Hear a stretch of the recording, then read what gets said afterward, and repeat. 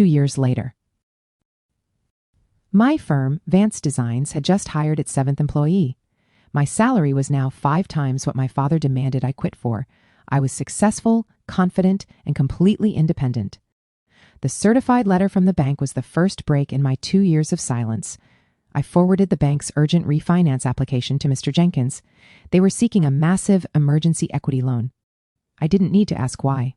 I knew Daniel's reckless firm had finally imploded, and my father was desperately trying to use the house to cover the hole. Mr. Jenkins confirmed my suspicions. The bank was demanding the emergency refinance due to severe default on Arthur's personal loans, which he'd taken out to invest in Daniel's failing enterprise. Their arrogance had cost them everything. Arthur called. His voice was strained, formal, and still devoid of any apology.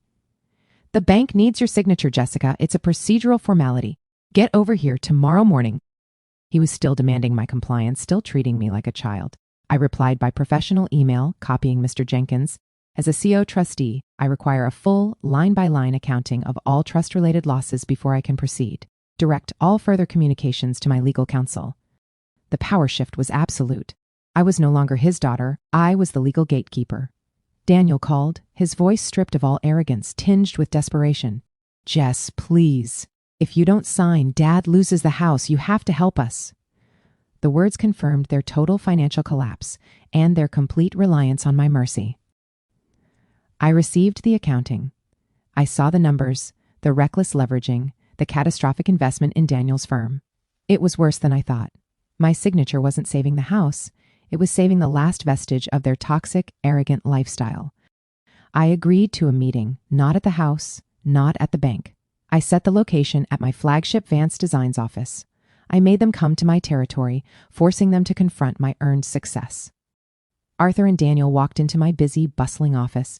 They were overdressed, out of place, and utterly uncomfortable. I kept them waiting 5 minutes while I finalized a client call. When we sat down, Arthur, defeated, started a mumbled, awkward apology that trailed off into a weak demand for the signature. I stopped him. I slid a separate document across the table. "You called me a disgrace. The house is held by the trust. I will sign the refinance, but only after you sign this." The document was a full resignation of trusteeship for both of them, transferring all control and liability to me to protect the asset my grandmother created. Daniel screamed in protest, but Arthur silenced him with a despairing look. He signed the resignation first, his hand visibly shaking. He signed his power away, defeated by the consequence of his own poor judgment and arrogance. I watched, knowing my act was one of cold, self-preserving justice. I signed the refinance document cleanly, ensuring the bank was satisfied. I stood up, gathering my papers. Arthur tried to speak, tears welling up. I cut him off gently. "You can keep the house, Dad, but you can remember what you called me every time you walk through the front door."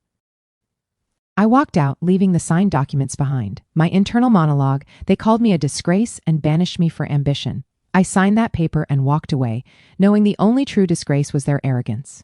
I built my fortune on my own foundation, not on the mercy of a signature,